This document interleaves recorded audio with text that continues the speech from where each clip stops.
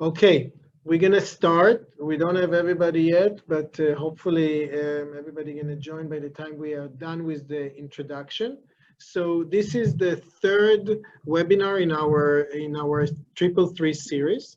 This one is gonna focus on destination tourism in the destination and overall what is happening in the destination. And we have, as usual, three speakers from three very, very different destinations. The first speaker is ELLIOTT Ferguson. ELLIOTT is a 30-year veteran of the travel and hospitality industry. He leads Destination DC effort to generate economic opportunity for the district through meeting and tourism, overseeing the organization convention and tourism sales, marketing, finance, and business development operation. ELLIOTT currently serves as national chair of the board of director for the U.S. Travel Association, where he guides the board and association effort to advance policies that facilitate more international and domestic travel into the U.S. He also serves on the board of directors and advisory board of several prominent organizations in the U.S. that there were too many of them to mention during our short call. Just a small disclosure, I actually served with ELLIOTT on the U.S. Travel Association board for several years. The next speaker, so welcome ELLIOTT. Please turn on the camera. The next speaker is Rasmus Friis Sørensen. I'm sorry for this. He runs a department for business innovation in the Danish governmental organization, Danish KYST NATUR Tourism.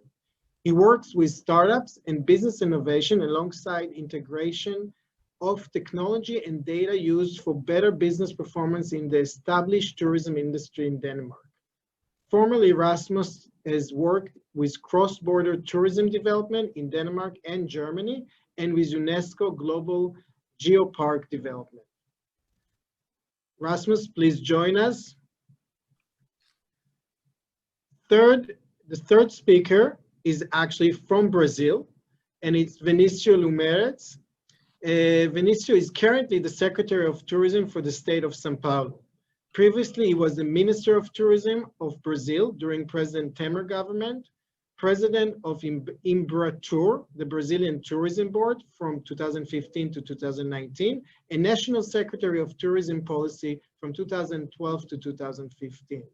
His prior work experience include being Chairman of the National Tourism Council, the Secretary of Tourism, Sport and Culture of Florianopolis, and State Secretary of International Cooperation in the government of Brazil for the state of Santa Catarina.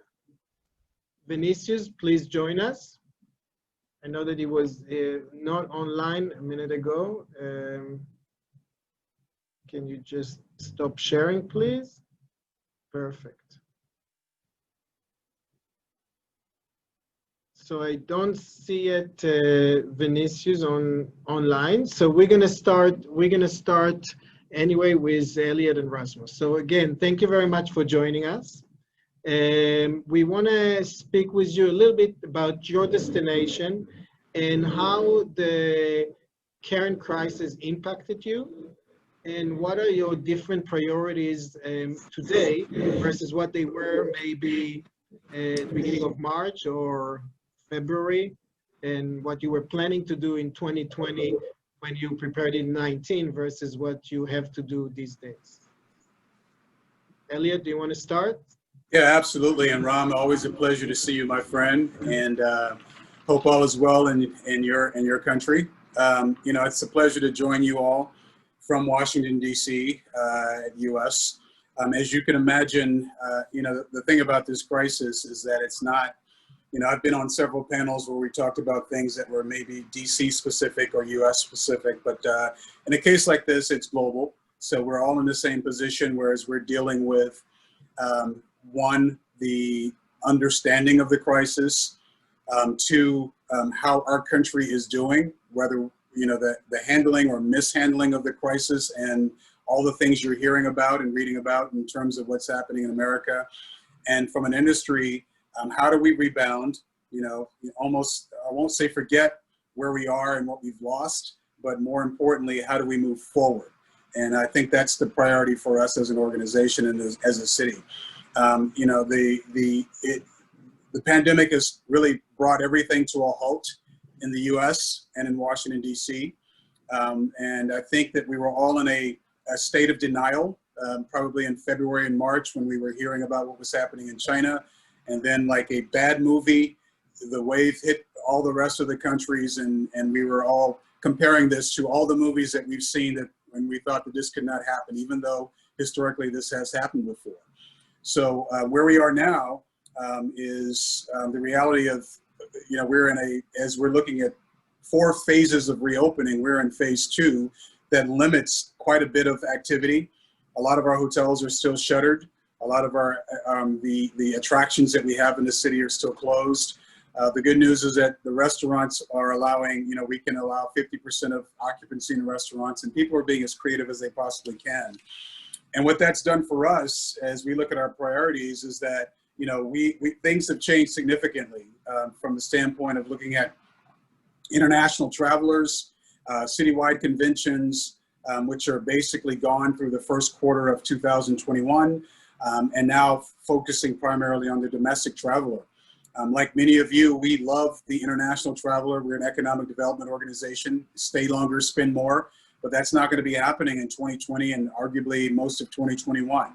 So our efforts are more along the lines of the domestic traveler, and we're fortunate that we have 50 million people that live within 250 miles of Washington, D.C., and we're promoting those things that are free to do, because we recognize that people are hurting, and the economic situations at home are not the same for everyone. So, and our priorities as we look at 2020, you know, you almost had to basically tear up everything, tear up your goals, tear up your marketing plan and your budget, and then be more reactive, which is what we never want to do. And even as we look at 2021, our fiscal year starts October 1st, and we're presenting a hybrid that could change every 3 months. So we're being as creative and as flexible as we can, and making sure our stakeholders recognize that's where we are. And just since you're temporarily wearing 2 hats, and one of them is the chair of the U.S. Travel Association Board, and when you look at the DC as a destination versus other destination in the U.S., do you see the pandemic basically hurting?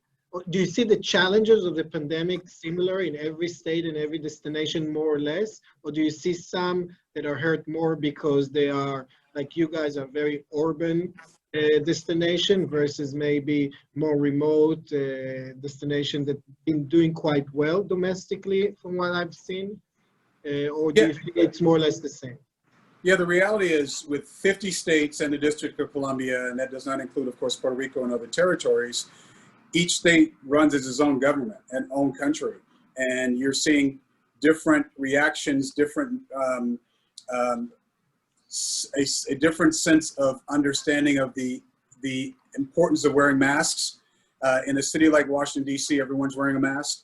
U.S. Travel Association, we're focusing on making sure that people understand the importance of that. But you're looking at other states in the U.S. and you're seeing their governments basically offering more flexibility, which quite frankly is dumb. And that could impede potential travel to those states. It could impede travel from those states to DC, as they're on lists of people that have to quarantine when they come into Washington, DC. So the answer is it's very disjointed. And through U.S. Travel Association, we're trying to bring some understanding as to why wearing a mask makes a big difference in terms of saving lives and the potential spread, and can also help us to recover much faster in the same vein as we've seen in other countries. So we're struggling in that regard. And of course, it starts at the top with the person who sits in the White House, and I'm not going to get into politics, but you know, we need a consistent message within the U.S., and we're not getting that. And unfortunately, you're seeing it's affecting travel throughout the U.S., even as we're looking at our efforts with those 50 million people that live within 250 miles.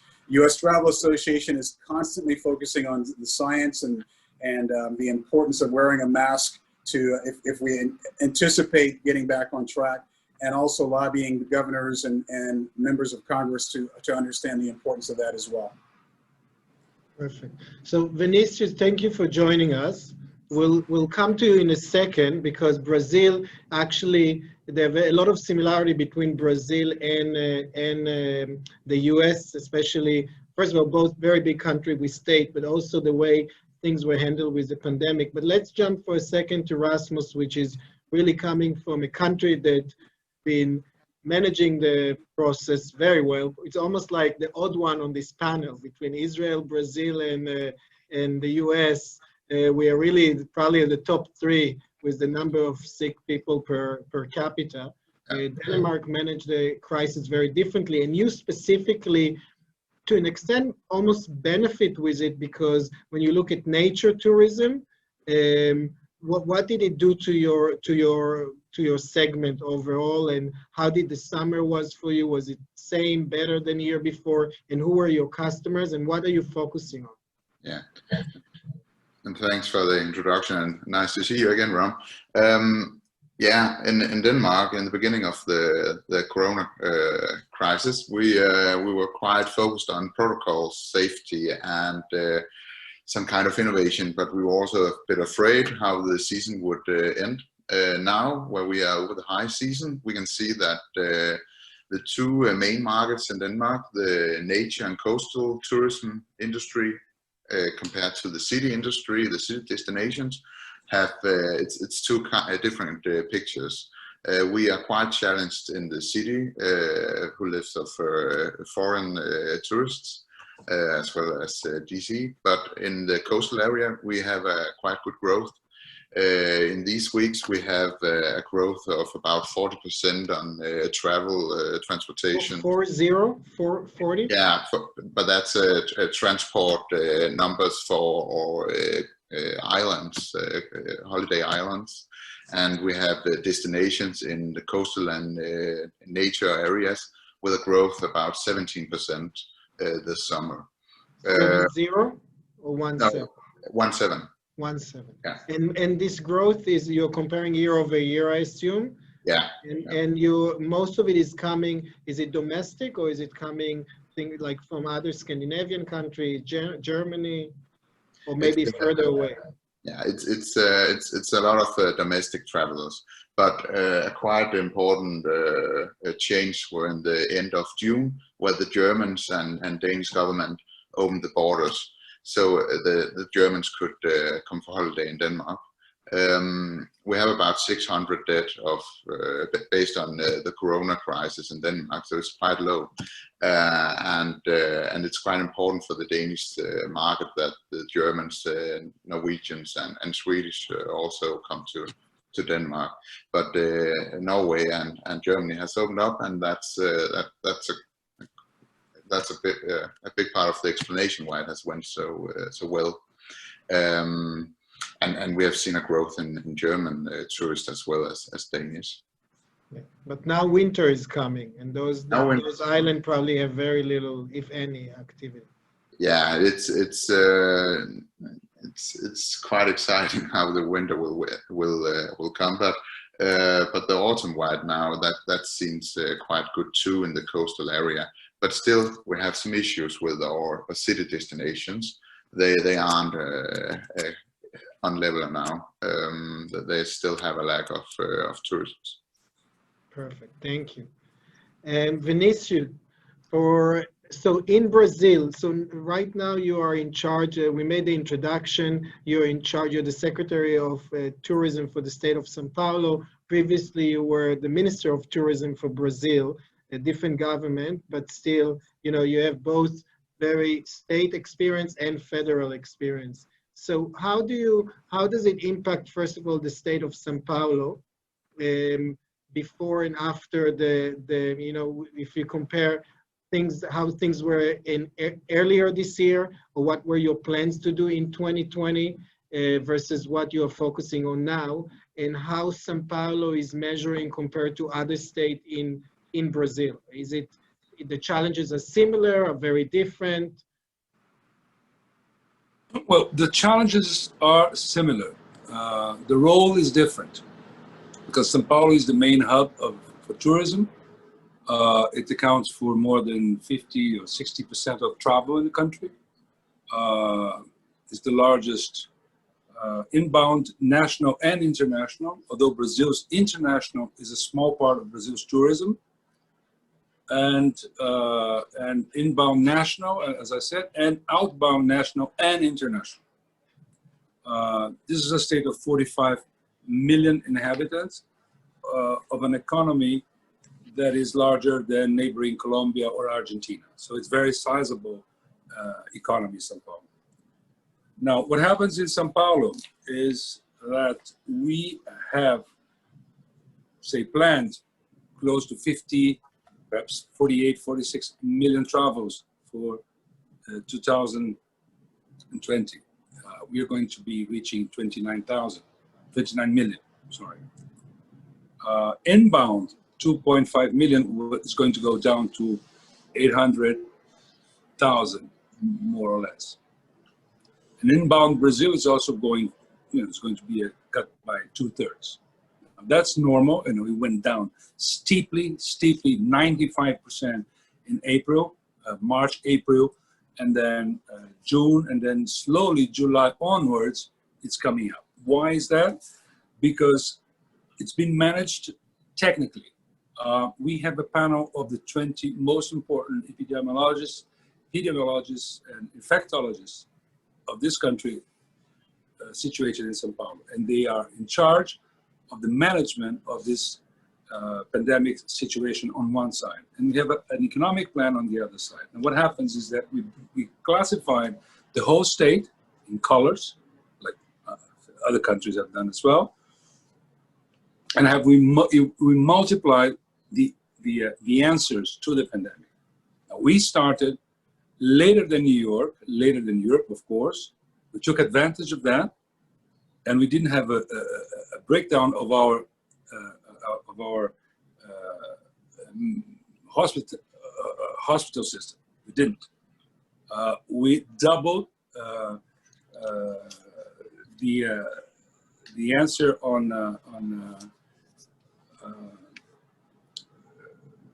the response to COVID at all levels, tripled even.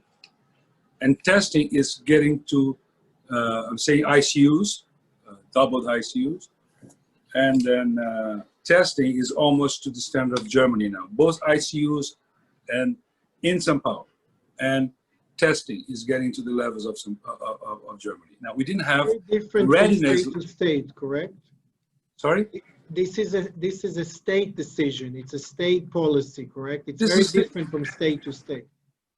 It's different from state to state, but still overall, Brazil's tourism is coming back. Why is that? Because we are less dependent on international tourism. Now, this is a trend that goes for the whole economy. If you take an economy like Brazil, which is 20%, let's say, internationalized, if you compare trade versus GNP, to, let's say, an European country or OECD country, it's 80%. We are 20, they are 80. America is 50. Now, this is not a good thing in general, to be less integrated to an international economy. And I'm saying, as an explanation, a historical explanation, is because Brazil's economy was protected until 1990. Now, the opening of the economy doubled this degree of internationalization. So if you think of international tourism, Brazil inbound is, let's say, 8 million tourists, but 8 million tourists coming to Brazil of a country that has 220 million travels. So when you have a crisis like this, constraint is smaller, much smaller. So we still can travel from one state to another, whereas in many OECD countries, you don't have that. I mean, we cannot travel to Europe or very easily, or to America and Americans and so forth, or Russians. So we took advantage of that. And on the economic side, domestically, the travelers, I mean, do you see them being more comfortable traveling, staying in hotels, flying, taking public transportation, or still very low? It's slow. Yeah, it's slow. You know, we are around 55% of tourism, which as we had, and from last year. But Mexico is smaller because Mexico is more dependent on international tourism. And Argentina is slower pace. I'm not saying we are on a fast pace, but we are on a faster pace due to this circumstance of an internal market. Brazil is larger than the other half of Latin America, which accounts for 10 countries. That explains a lot of this trend. Now, airline companies are running at less than 50%, and they are going to be at 65, 70% by the end of the year, we hope. And then the management of COVID. We are developing a vaccine in a joint venture with a company from China. And we expect to be testing alongside with China. To finalize the third phase of testing in November. So we could have good news of a vaccine. I mean, we are also testing the Oxford vaccine as well in São Paulo. Chinese company Sinovac, and AstraZeneca is a company that we're also doing trials. But with the Chinese is a partnership with Butantan, which is our infectious disease institute, which accounts for 10% of vaccines produced in the world because of a previous history of tropical diseases in Brazil and the growth of that part of Brazil's science. So we have that on an upside. Now, on the downside, I don't think we had a very great management nationally, like you didn't have it in the US as well. I mean, I think we didn't do too well there. In terms of economic help to the lower paid workers and employed, I think we did better. And the national government did better on the economic side. I mean, let's just for a second talk about one or two top priority that you are dealing with, or that you need to deal, that is new, that maybe technology can assist. Elliot, do you want to start? Sure. I think that, you know, as we're looking at recovery, people are going to want to, consumer confidence is extremely important. So, you know, you're looking at, let's just assume this time next year, we hope that we're not dealing with this pandemic in the same vein. It does not mean that the concern from individuals that can potentially travel will go away. So, you know, the question is, what safety mechanisms are being put in place, and how can technology play a role in making that, making life a lot easier? You know, I've always been somewhat of a germaphobe to a certain extent, but I think the pandemic has taken this to another level in terms of how do we make sure that we're safe. So we're going to rely on technology from everything in terms of how do we go to a touchless system moving forward. You know, the one thing we learned about the pandemic of 1918, which also was a global pandemic, is that, you know, especially in America and a lot of households, you have that half bathroom on the first floor of every house for guests. That was actually born from the pandemic of 1918, whereas afterwards people said, I no longer want people that are visiting my home to go into my personal bathroom, my bedroom bathroom, or what have you. We want a bathroom in place for those individuals that are visiting. There's always going to be something along those lines in which we're going to be having to focus on. So I would say anything and everything tied to technology is going to play a huge role in making sure that individuals feel safe. Technology is going to play a huge role in limiting the number of touch points tied to getting on aircrafts, you know, ticket exchanges, paying for things, because individuals are going to want to have less of a need to actually physically come in contact with individuals. It doesn't mean that we won't want to hug and shake hands, but even those things will change. So I think safety and technology will play a huge role in how hotels are developed, how event space is developed, how we travel, and as well as how do we make sure that we're not, we don't have something that can be contagious. Right now, everyone's temperature is being taken when they're going into buildings, which, you know, depends on who you talk to as to the effectiveness on that in terms of detecting COVID. There's going to be other things that are going to be expected. From a destination perspective, are you focusing on a specific segment? Like when you look overall at your destination, let's say DC, I mean, do you have priorities? I mean, is it more important for you to deal first with hotels, with restaurant, with travel into the city, like airline, public transportation, or it's all of them at the same time? And Ram, it's every single one of them. You know, I think that the reality is if we're looking at the international market, the airlines are going to have to do an extremely, a big job of making sure that consumers feel confident. But that experience ties to every avenue in which you reference, be it a restaurant, be it a transportation, all those things have to have some degree. People are going to have to feel confident in being able to use all of those variables, not just in DC, but nationwide and globally. So those are the things in which we should all be looking at as we're moving forward. What's happened in Denmark is great because of, you know, we're all envious of how they've been able to manage and maintain the safety. When you have, you know, we're a country with 350 million people, which is still comparatively small to some of the larger places. But as I look at going to India and China in the future, this technology, I'm going to want to make sure that it's in place for the same reasons when I'm traveling internationally, which is something we do all you know, on a regular basis. And so Rasmus, what have you, you know, you are actually in charge of innovation. Have you guys done anything differently since the crisis? Is there something that is a top priority for you that you need to solve right now that you don't have technology for? Or and innovation can be not only technology. We tend to focus on technology, but it can be changing processes and changing product or design of hotels and destination. Yeah. What we are focusing on right now is that we are challenged in the long run on agile business models for restaurants, hotels, renters for summer cottages, such kind of businesses. We have to develop and innovate new kind of agile business models.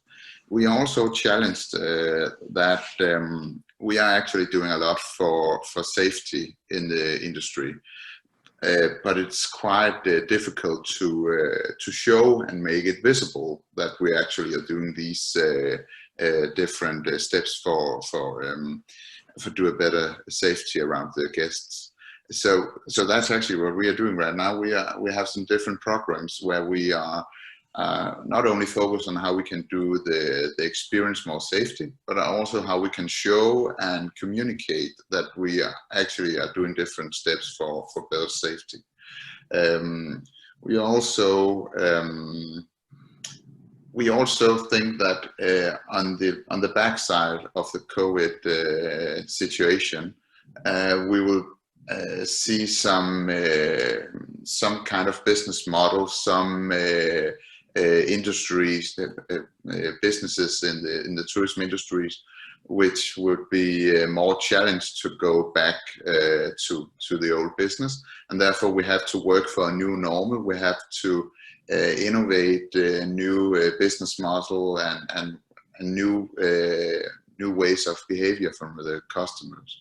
And therefore we also have started some challenge programs for different businesses.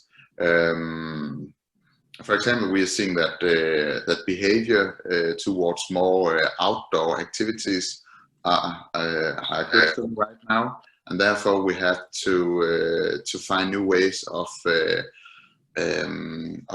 innovate and use the nature in a way where we create jobs and business activities, because the most of the nature is free of charge. Perfect.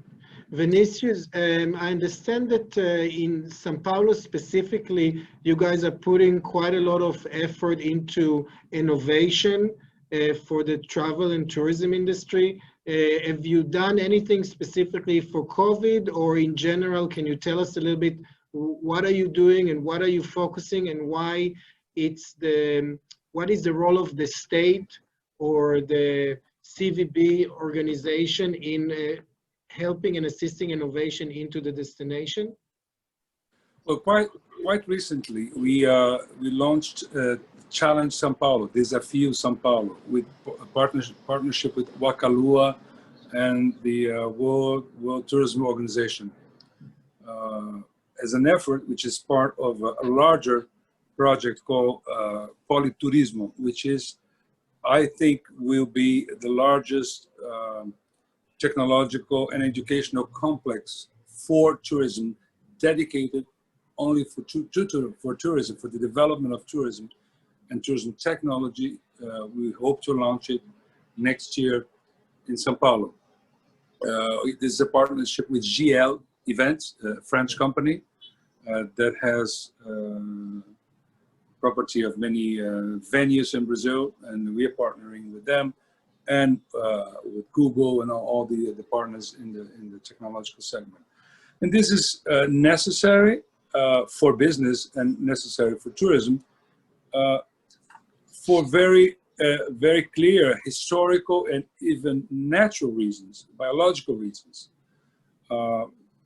Historically and recently, economic history has shown us that technology tends to, I would say, hinder the job creation in the agriculture sector. We saw that in Brazil. The rise of productivity in the agriculture sector. Brazil is the second largest exporter of food. We feed 1.5 billion people. But then employment doesn't go up unless you invest a lot, and not enough ever.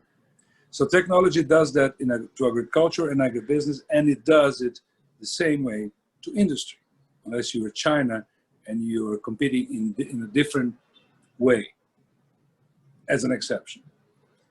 Otherwise, what we see is the rise in the service sector and tourism. And Brazil is a great potential, and São Paulo, great potential for tourism.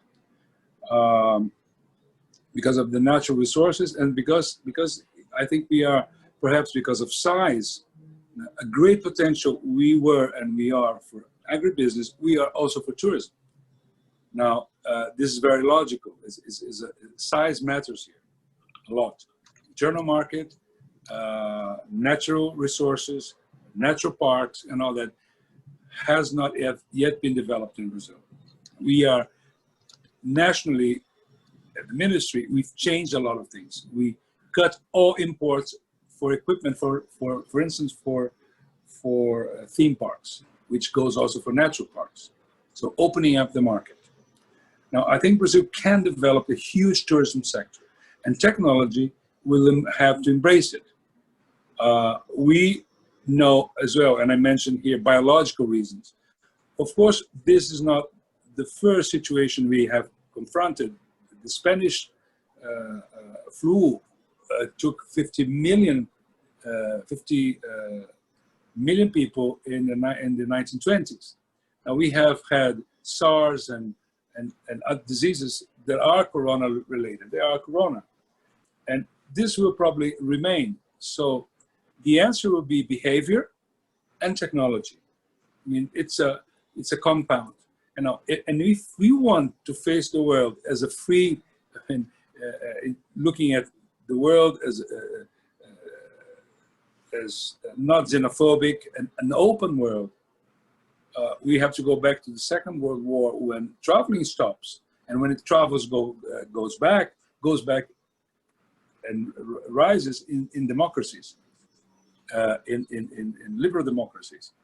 So if we want liberal democracies and trade to go on, we have to attach technology and behavior to keep going. And I think we'll find the answers. I don't think we should be scared. I just bought a mask now that breathes perfectly. Now, I'm not showing you because there's a trademark and I don't want to impose on you that, but I was surprised. And I think soon we are going to have masks that don't look like masks, that don't seem like masks, and there'll be vaccines. But then that's not the only answer, because those are answers to tactical questions, even strategic questions, but not to philosophical questions.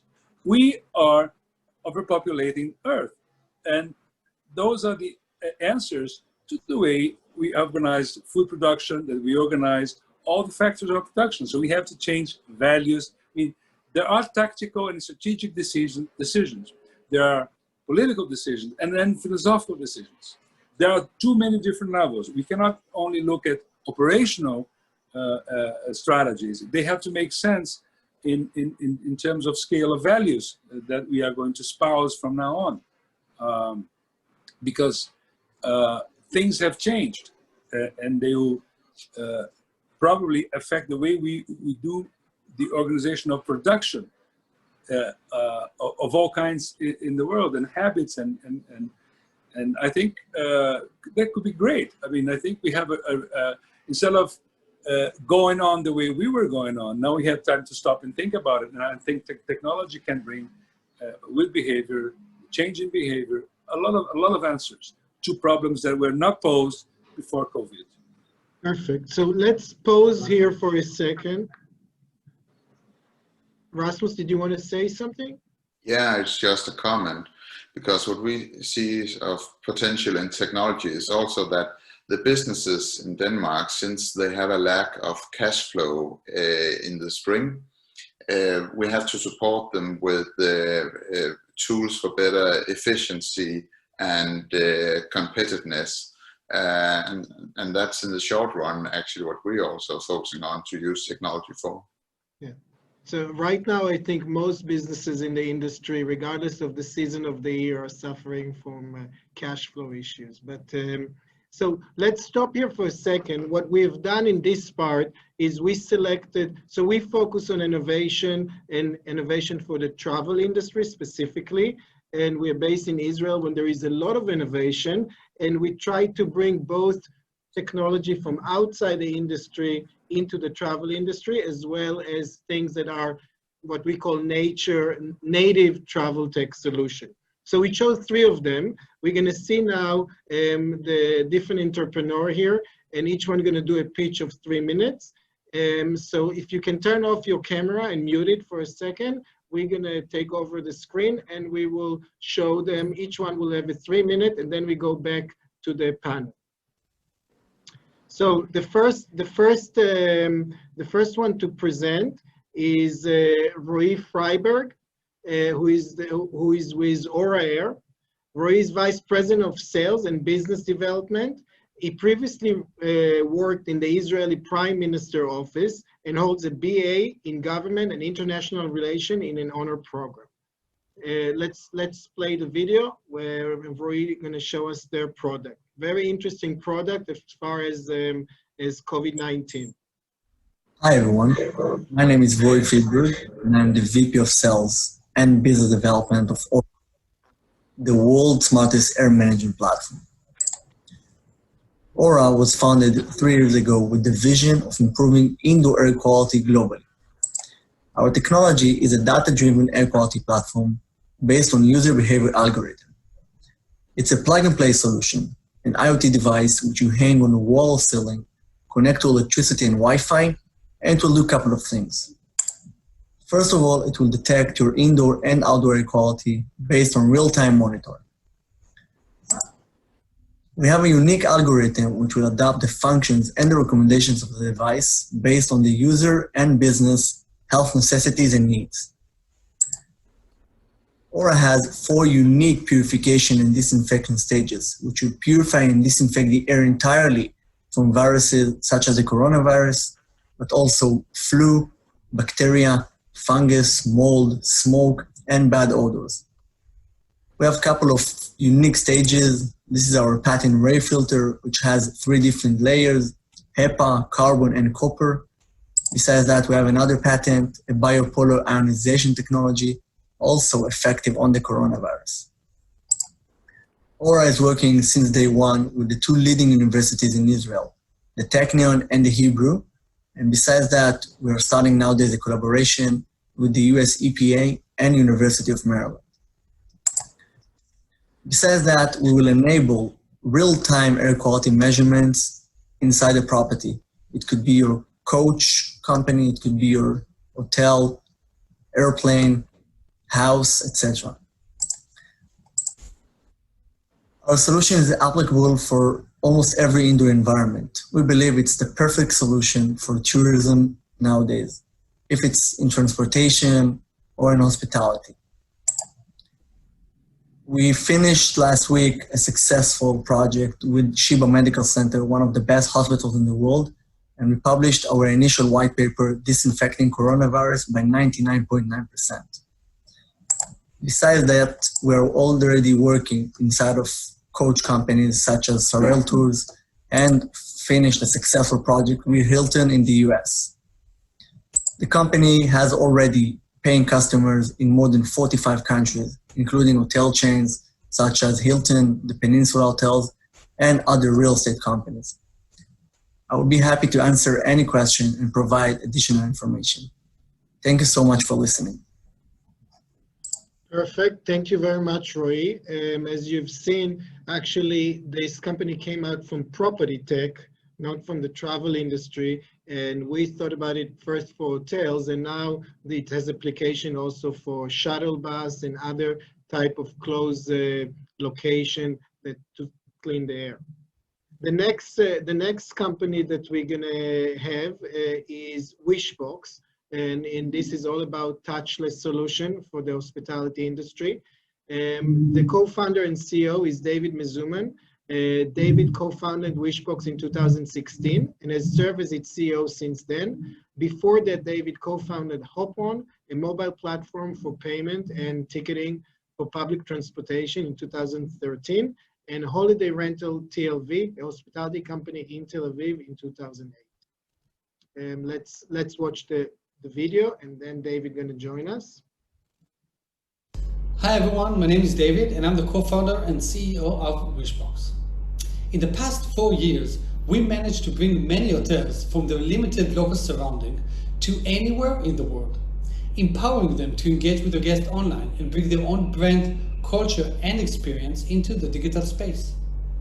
My co-founder and I both come from a background in hospitality, and we were always challenged by the fact that there was something broken in the relationship between us and our guests. We could not tap the real potential of the guest communication and offer them as much as we wanted.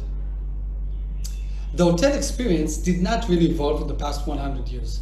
Of course, the hotels are nicer, with smart TVs and Wi-Fi everywhere, but the hotel experience itself remains the same. You make a reservation, arrive and wait in line for the check-in, go through the tedious bureaucracy at the front desk, get a key, and head up to your room. For most of the guests, this part concludes the engagement with the hotel. All the rest of the local experience is completely self-managed and not related to the place of stay. The result of this disconnection and lack of digitation is a huge loss of revenues for hotels. The gateway we created to this new guest relationship is through automating the current manual processes, switching the guest to a new and enhanced hotel experience. In this new and exciting process, we empower hotels to craft their unique guest journey and reinvent the way guests experience the hotel, releasing them from the chains of the physical and human limitation. By connecting to the core system of the hotel, we can solve all the main friction points hotel has with their guests, reducing all guest-related manual tasks by 80%. By providing these hotels with a unified communication hub to broadcast and chat with guests using their preferred channels such as WhatsApp, SMS, email, and more, we enable them to engage 3 times more than a standard hotel.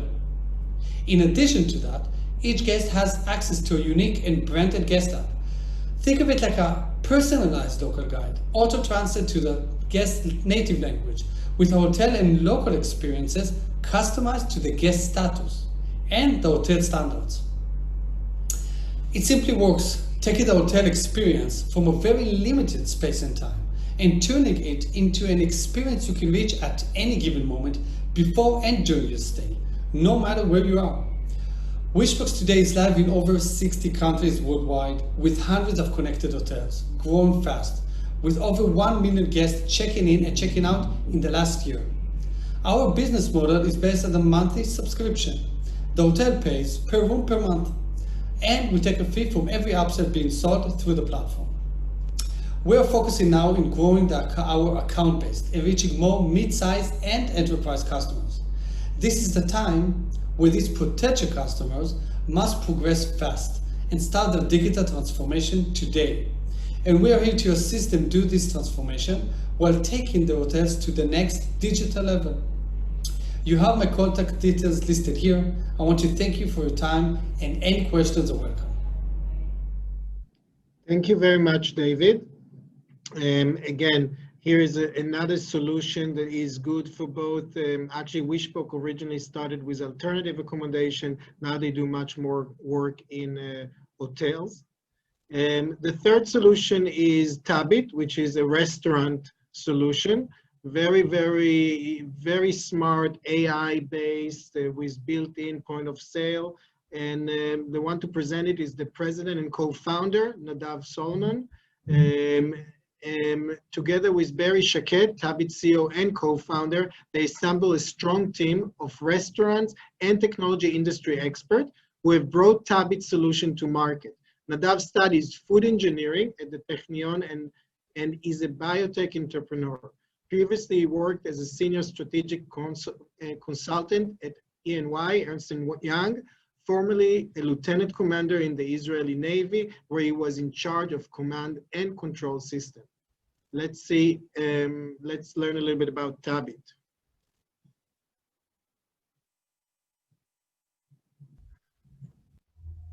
Hi, good morning. My name is Nadav Solomon, co-founder and president of TABIT Technologies.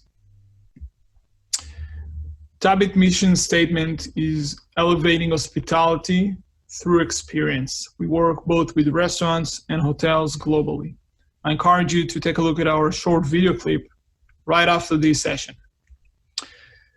The value proposition of TABIT is to be the first mobile-first hospitality platform. We build the platform to serve different stakeholders in the same restaurant or hotel, and we build it bottom-up to be mobile. Unlike legacy systems, we usually converted from the retail and grocery industries into the hospitality industry.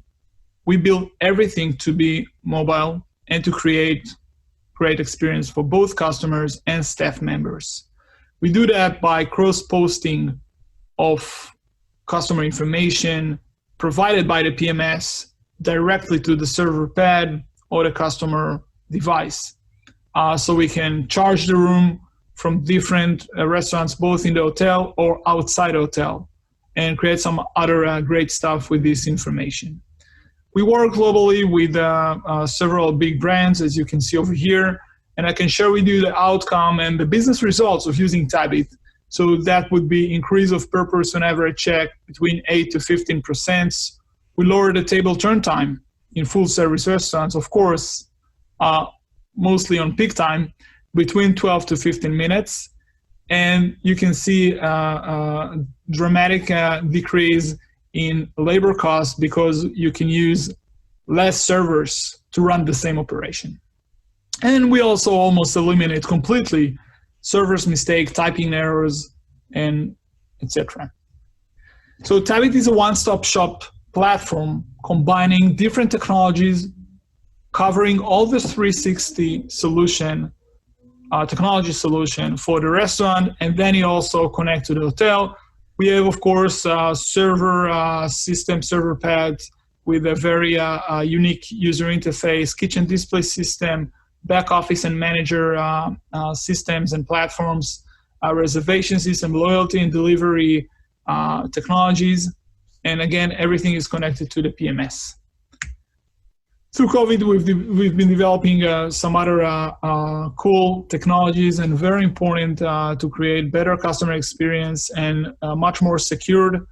So we have curbside and pickup stations and kiosks and self-ordering kiosk stations, menu browsing and eating orders, so you can actually order the food directly from your room or from the beach or the poolside. So you can do all that. Payment and contactless payment, and of course, feedback and reservation system. Thank you. I encourage you to ask questions in the next session. Thank you very much. Thank you very much, Nadav. Please, everybody, come back, turn on your cameras and your audio.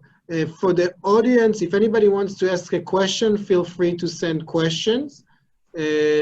Actually, Elliot, I think it was interesting the comment that you make on touchless, because both TABIT has adjusted the product to be very touchless within the restaurant world, and has interfaces with the hotel, and also WISHBOX, and it's became all about touchless. So I want to ask a quick question for Nadav, Roei, and David.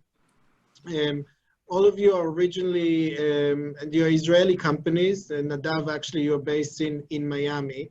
Israel is a very small market, but it has a lot of innovation. So maybe we'll start with you, Nadav. Why are you based in the US, and what is the advantage of being Israeli, if there are any? Israeli company. Of course. First of all, thank you for the opportunity to present you today. This is a great honor for us.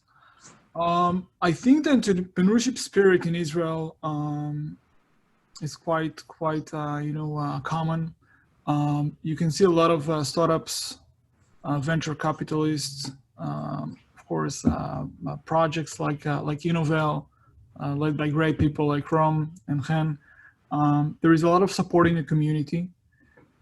And this is from the program and the structure and the system that you can have in Israel.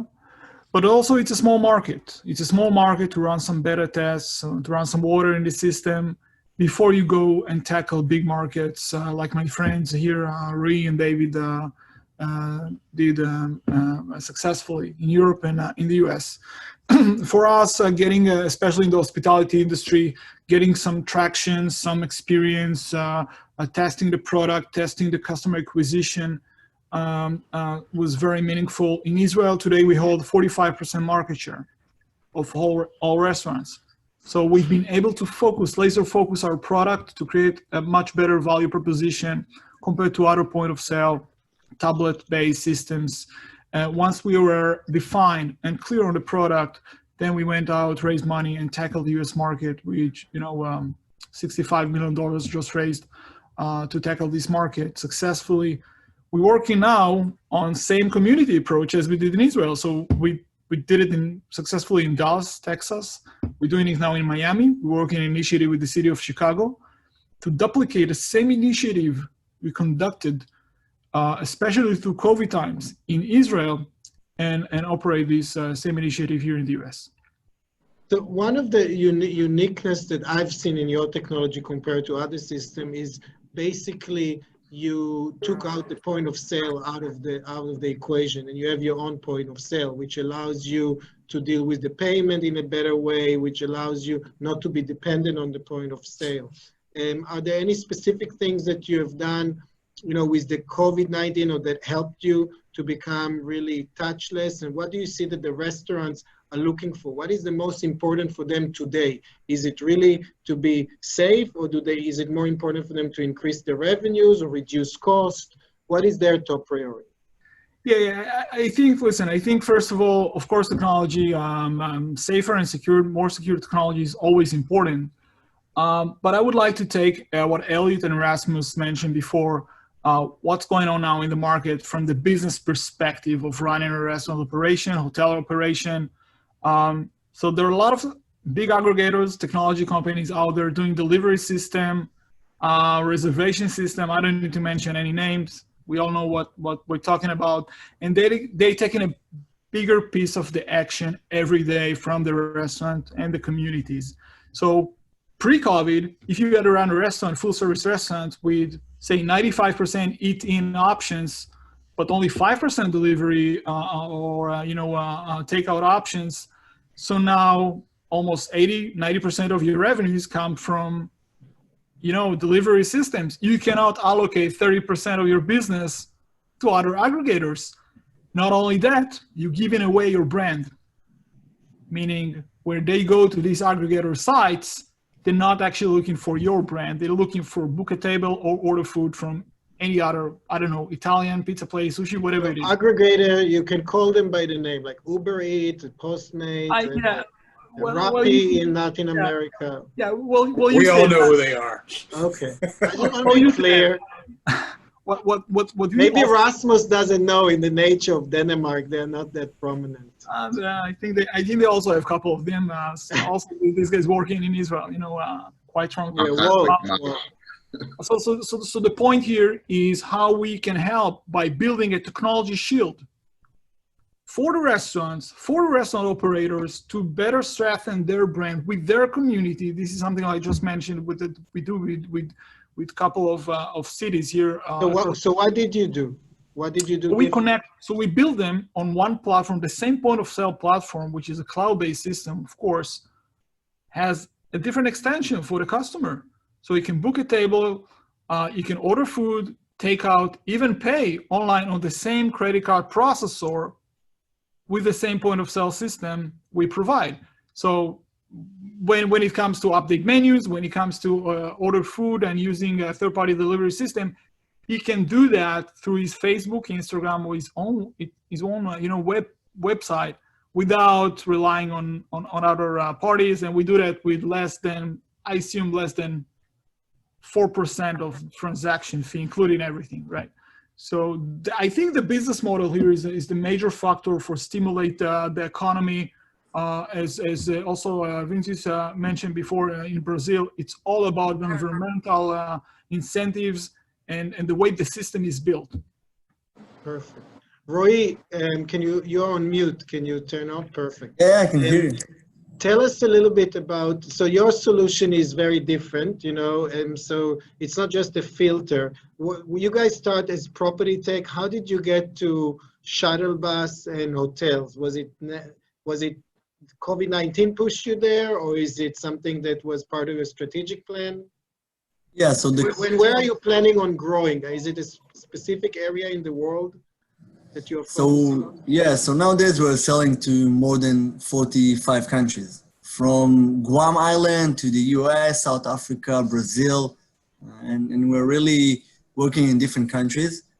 From the beginning, we were much more focused on the real estate, like you mentioned, residential real estate. Hospitality was from the beginning, but we saw that there is a demand from the market for a safe and healthy environment, also with coach companies. And let's say in airports, in places that we haven't thought from the beginning to penetrate.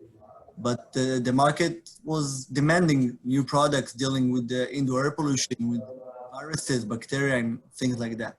Okay, so you started really from clean air, and now you're with COVID-19, your solution is also eliminate COVID in the air. And what does it mean? So let's say I'm sitting here in a room with two other people and one of your devices there.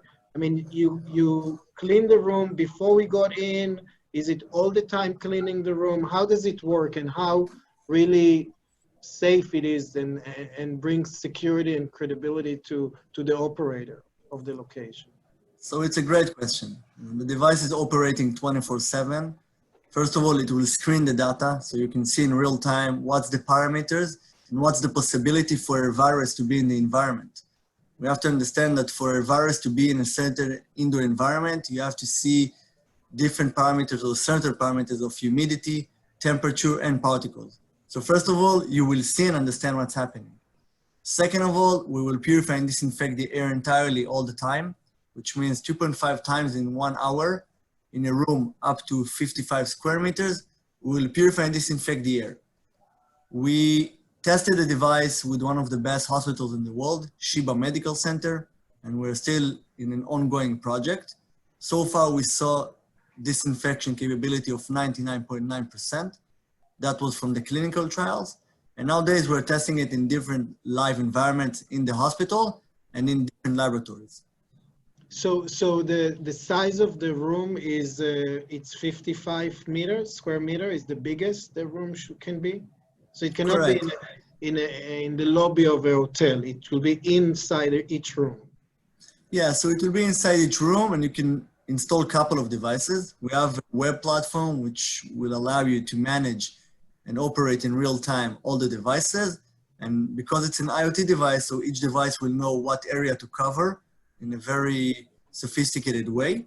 So we recommend to install several of them in the lobbies, elevators, every place that people are going and then walking. So it's not only in the rooms, it's also in the public areas. Perfect. Thank you. David, so your solution, you actually started in alternative accommodation, if I recall correctly, and now you're focusing more on hotel and hospitality. And it was all a communication platform to make the operation more efficient. And so now with COVID-19, people are focusing still on efficiency, or is it just really about touchless? What is your unique selling point? Okay, thank you, great to be here. So yes, we started with alternative accommodations. We started there because this is where we came from. And we were very familiar with the pain over there, and our customers were there. Okay, everyone was in the digital, all the new businesses. Today we focus, as you mentioned, the contactless technologies, everything that is related between the communication and engagement between the hotel and the guest from the moment the booking is made until the checkout. So the things that really evolved in the past few months due to the COVID-19 is that the hotels realized that they didn't really, most of them didn't really change the way that they operate in the past 30 years, and everything was about welcoming the guest physically and personally. And now they all understand that they must progress to the new standards, and that is everything digital with contactless technologies, doing the check-in before the arrival at the guest home, before even he got to the country, during his stay to communicate with the guest device, sending him messages, connecting with him, telling him what's the services that he can find in the hotel, replacing all the guest room brochures and everything that is used to be physical now is moving to digital to the guest device. So the COVID-19 really changed the atmosphere and the way that those hotels are now reopening their facilities. Perfect. So do you guys have any question for them? Rasmus, Elliott, Vinicius, do you have any questions specifically about the product from your point of view? If not, yeah, I just have one question. I would imagine, I'm sorry, Rasmus, I should have used the protocol raising my hand. I would imagine all of you existed well before COVID, and which is good, but as you've looked at, the same question that Ram asked, the reality is everything that you all have been doing now, there was probably a demand simply because, as we travel, we want efficiency, we want touchless. I love a server, but I don't mind ordering without a server physically coming to the table if it's going to make the process a lot faster. But how has what's happening now with this pandemic changed the dynamics and the direction that you all are going? And Ram, if that's your question, I apologize. No, but are you referring it to one of them, the question? Well, I mean, whoever wants to answer, I mean, because each of you have a product that I could check and say, well, I could see all these things. Clearly you all have been developing these well beyond just the last 9 months. So, what has happened as the demand or as hotels and restaurants and everyone else is looking at what you're developing. Right now, as we're looking at reopening, I could see, Aura Air on the metro system for obvious reasons, because, we might reopen, but people weren't going to be comfortable in getting back on a crowded train for a long, long time. So these are things in which, consumer confidence is going to have to play a huge role as these transportation providers are saying to potential patrons that these are the things in which we're doing. So it's kind of a question for whoever might want to answer. Or Anyone? Yeah, I'll try to take this one. I think for technology companies, well, we of course saw the stock market in the past couple of months. I think for technology companies, especially innovative technology, the pandemic era was eventually a good thing. With all, of course, the bad things related to pandemic. Because what happened, the way we see it, what happened is that the consumers got this cognitive dissonance. They confused, they don't know what to use, but they're open for innovation, right? So now the way we see it, if we had back in the days to convince restaurant operators, hotels, they need to move mobile, they need to go to the cloud, contactless, all that stuff, they would say, yeah, let's consider. We were trying to find early birds, early adopters, you know, all that. Now the market is educated. And we also saw it, you know, when it comes to revenues. So our numbers are much higher than we were before COVID. And we talk about a period of 6 months, you know. So the market is educated. So technologies that they've been developed a couple of years before that and ready to implementation are ripe at the right time to go to this market. I also think that we all, and this is something I share with my fellow entrepreneurs, both here in the US and in Israel, we also need to be open-minded because it may still change as we go, right? So I think that's, from my perspective, that's the most important thing. The reality, Elliot, is that, you know, the industry came to a standstill. And if you were a startup in the travel industry and you did not quickly adapt your product or at least change your marketing messaging around COVID-19, you had no space. Nobody would talk to you. I think now we start seeing, I hear from Las Vegas, which I was surprised, people are already thinking about revenues and how do I bring back my customers and gain market share again. But till not too long ago, and it was depending also where you were in the world. So when things hit bad in Europe, we already talked to people in Asia about this kind of solution. While in Europe, they were busy closing hotels down, and in the US, they didn't even understand that it's coming their way. So you saw how the pandemic was progressing and how people were reacting differently for the solution that they were looking for. Rasmus, you wanted to ask something? Yeah, I also have a question for you. And it's about, as a result of the COVID situation, have you seen any new way of use for your systems, your solutions? So for us, it was really the coach companies and transportation. If before that, we were much more focused on, let's say, hotels or offices or schools. So we saw that the coach companies are looking for new solutions to, first of all, disinfect and purify the air. And second of all, to screen the data in real time. So people will feel much more confident going to a ride. So that's a new vertical for us. We haven't thought about it before. And it was a great opportunity for the company to penetrate a new promising vertical. Well, just that what we saw was a change of state of mind, that things that used to be nice to have, now it's a must-have for our customers, the hotels. Vinicius, do you have any question for them? Oh, I have many questions, but I'm very curious about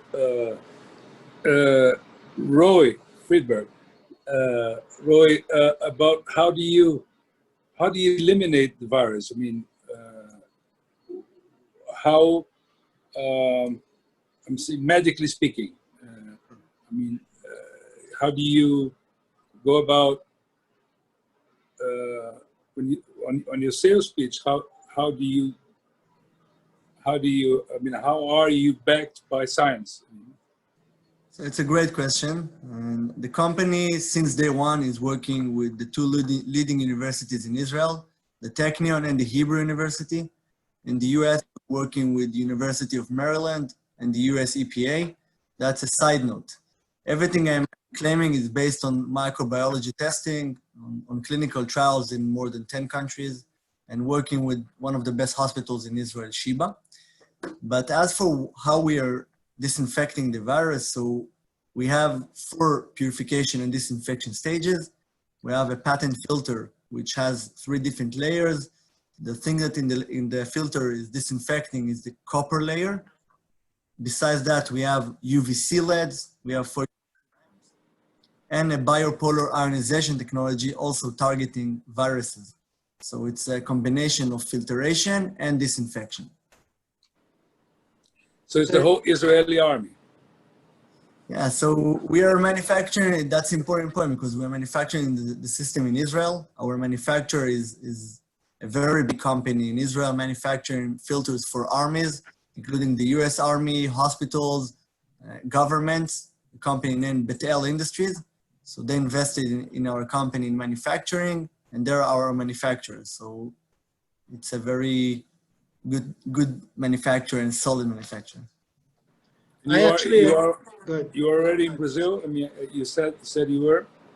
Yeah, so we have an exclusive distributor in Brazil, a company named Pensabio. They're a very strong partner, distributing our products in the local market. So, yeah, I mean, we have the interest on the 3 of you. I mean, you know, if we ever think in the future of even online meeting partners in Brazil and customers, we can organize. we're gonna send the information. We're gonna send information of all of them. The reality is that we chose some amazing startups as a sample only. There are many of them in Israel. Normally, that's actually what InnoVel is doing. We are a platform that assists organizations to find the type of solution for their specific needs. And the challenge, I think, and that's why it's important for me, and ELLIOTT, we met a couple of years ago when I was in DC, and I tried to talk to US Travel Association. We tried to talk to some destination. The challenge in the travel industry is that it's really built from a lot of very small players. Most of them don't have resources, they don't have know-how, it's very fragmented. There are many, many local systems. That's why I was talking about TABIT and the example how they took over the point of sale, because it's so challenges dealing with different property management system and point of sales.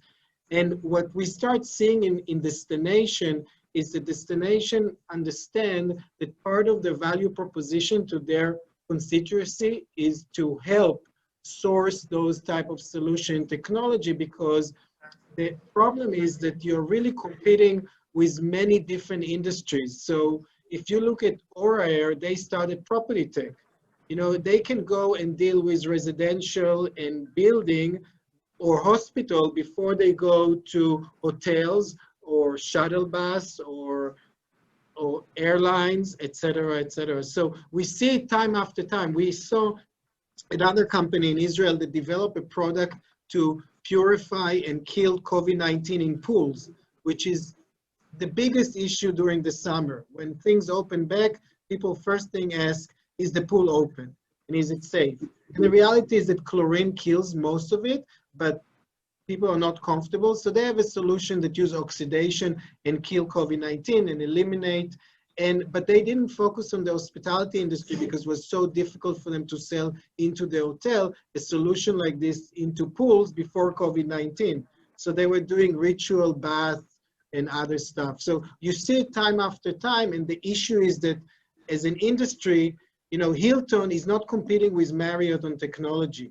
They're really competing with the banking industry. They're competing with the automotive industry. A product like Roei can be put into the automotive industry. And in Israel, we have 600 of them, and all of those companies have presence in Israel because they're trying to find the technology and adapt them into their overall innovation platform. Well, I think one point that you're making, and you asked the question earlier in terms of what's important, is it making money? And I think that, you know, we all live in countries, or we live in a world where we're more reactive than proactive. And I think that what you're seeing, and the reason why I asked the question earlier that Nadav answered, was because businesses are reacting because it's important that consumers feel comfortable and confident. But everything that you all are presenting, not only is efficiency important in industry, be it hospitality or anything else, your companies are now going to have to sell us on safety. And so, what you're presenting is tied to that sense of safety. I don't necessarily want to be with or stay in the hotel that's just starting protocol, but the reality is most are because of COVID. But what I'd like to see moving forward 5 years from now is who's continuing to keep up with protocol tied to safety, not just safety in terms of air quality, in terms of airborne issues and what have you, as well as efficiency. So that's a change that consumers are going to be expecting, and the businesses should be looking at as it pertains to who's going to want to stay with them. As I look at your products, I'm going to want to know, Roei, if American Society of Microbiology certified your product, and or what other organization certifies what because I like to think I trust that organization, since that's what they're focusing on, and people are going to start paying attention to what safety protocol is in place, in addition to the cheapest rate or the nicest pool, because these things are going to be much more important to consumers moving forward. Very good. Any other question before we wrap up? Anybody want to add anything?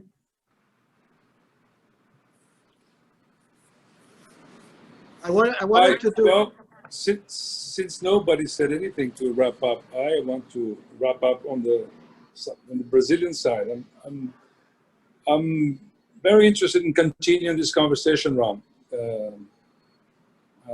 I think we all interested, and the examples you gave us today and the choices you made of the showcases. I would like to congratulate each one of these brilliant startups.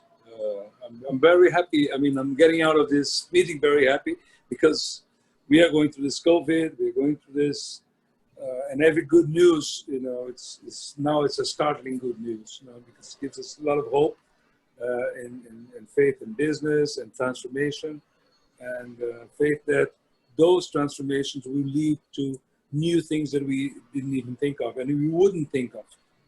I think this could be a time of hope instead of a time of despair. I rather think that. Thank you very much, all of you. Muito obrigado. Eu falo pouco português também. Thank you. And let me tell you, I was in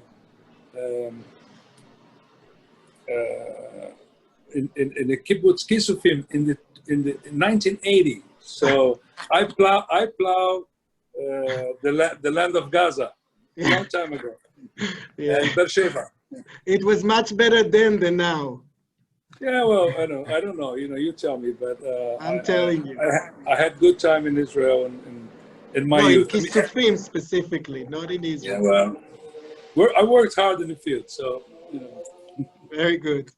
Okay, so again, thank you very much. If you like, we will send you information on those 3 startups and with some other information. And if you have something specific that you're interested, Rasmus, we started talking a little bit and you mentioned some stuff. Everybody has their unique needs. ELLIOTT, I think it's something, I tried to speak to Roger and then to the other guy. I think it's something that can bring value from the US Travel Association level. Because the reality, it's not so much about money.